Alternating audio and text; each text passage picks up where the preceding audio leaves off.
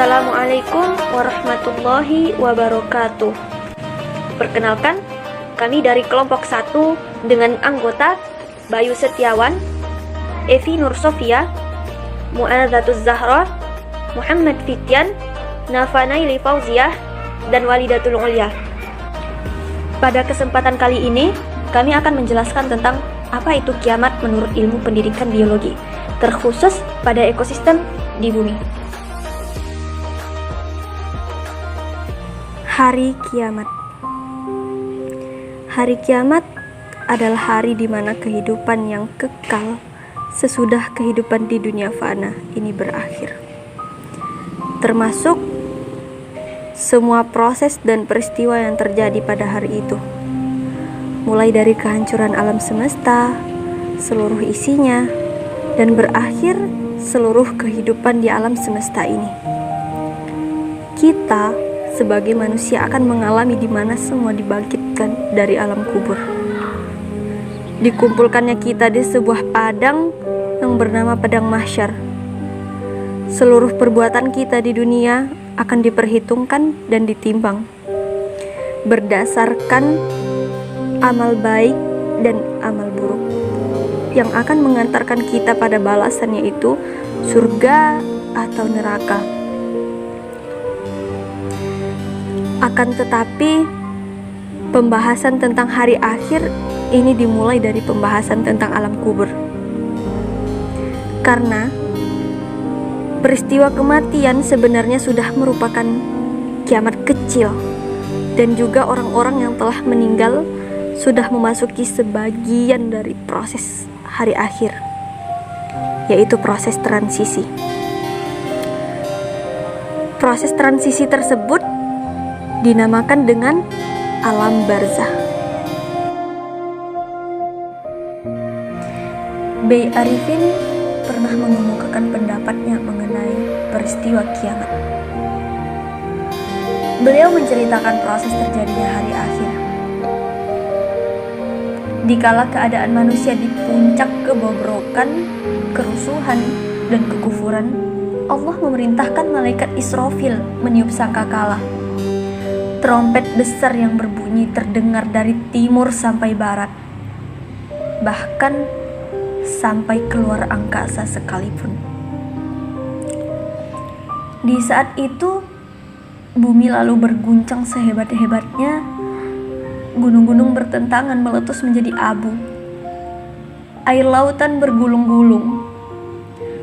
Terjadi letusan demi letusan di bumi, di langit, dan di mana saja. Terjadi kilat yang luar biasa tajamnya, sehingga segala mata, hati, jantung berdebar dan remuk. Mata merem ketakutan. Dalam ilmu biologi, ini merupakan ilmu yang mempelajari mengenai alam beserta kehidupan di dalamnya. Dan ternyata kebenaran ilmu ini sudah ada di dalam Al-Quran. Terdapat dalam Quran surah Al-Zalzalah ayat 1-5 yang berbunyi, Bismillahirrahmanirrahim. Idza zulzilatil ardu zilzalaha wa akhrajatil ardu athqalaha wa qalal insanu ma laha yawma idzin tuhadditsu akhbaraha bi anna rabbaka awhalaha. Dengan nama Allah yang Maha Pengasih, Maha Penyayang. Apabila bumi diguncangkan dengan guncangan yang dahsyat, dan bumi telah mengeluarkan beban-beban berat yang dikandungnya, dan manusia bertanya, apa yang terjadi pada bumi ini? Pada hari itu bumi menyampaikan beritanya, karena sesungguhnya Tuhanmu telah memerintahkan yang demikian itu padanya.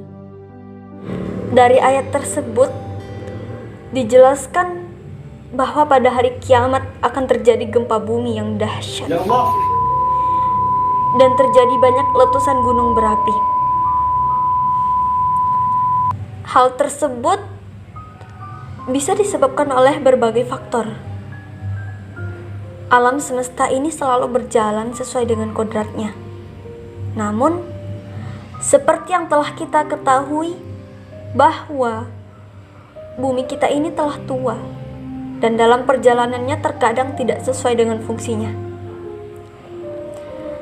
Salah satu penyebabnya adalah eksploitasi besar-besaran oleh manusia pada alam sehingga mengubah fungsi alam semesta. Penebangan pohon dan pembukaan pada kawasan yang asri itu menyebabkan menipisnya lapisan ozon pada bumi.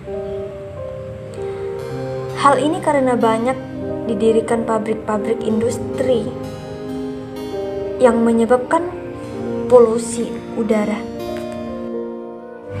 Kemudian dalam suatu hadis juga disebutkan oleh Rasulullah Shallallahu Alaihi Wasallam mengenai tanda-tanda hari kiamat, yaitu munculnya asap atau dukhan.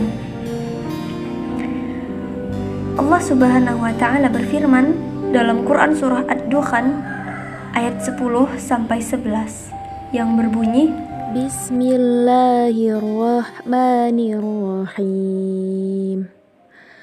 Fartaqib yawma ta'tis sama'u bidukhanim mubin yaghshan nas hadza 'adzabun alim. Maka tunggulah pada hari ketika langit membawa kabut yang tampak jelas yang meliputi manusia. Inilah azab yang pedih. Hal tersebut jika dikaitkan dengan ilmu biologi adalah ketika asap itu muncul dan menyelimuti bumi, maka cahaya matahari itu akan terhalang sehingga menyebabkan tanaman-tanaman yang ada di bumi tidak dapat berfotosintesis. Coba kita bayangkan, jika tanaman tidak dapat berfotosintesis, maka akan mengakibatkan tanaman itu mati. Kemudian bumi akan tandus, tidak ada tanaman yang hidup.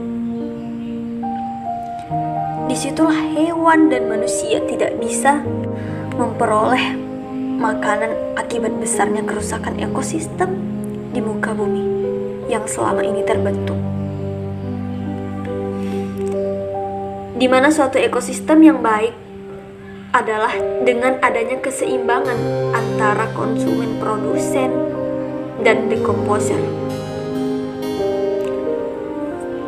Coba kita lihat, jika salah satu unsur itu hilang, maka ekosistem akan hancur. Selain itu, jika kita bayangkan tanaman di bumi mati, maka yang terjadi adalah semakin bertambahnya polusi, oksigen akan menurun dengan drastis, hewan dan manusia akan kelaparan karena kehilangan sumber makanannya. Air bersih yang selama ini disaring oleh akar-akar tumbuhan juga akan sulit ditemui. Sehingga di sini manusia benar-benar akan memburuk. Dan disitulah bisa dikatakan akan hancurnya kehidupan di muka bumi.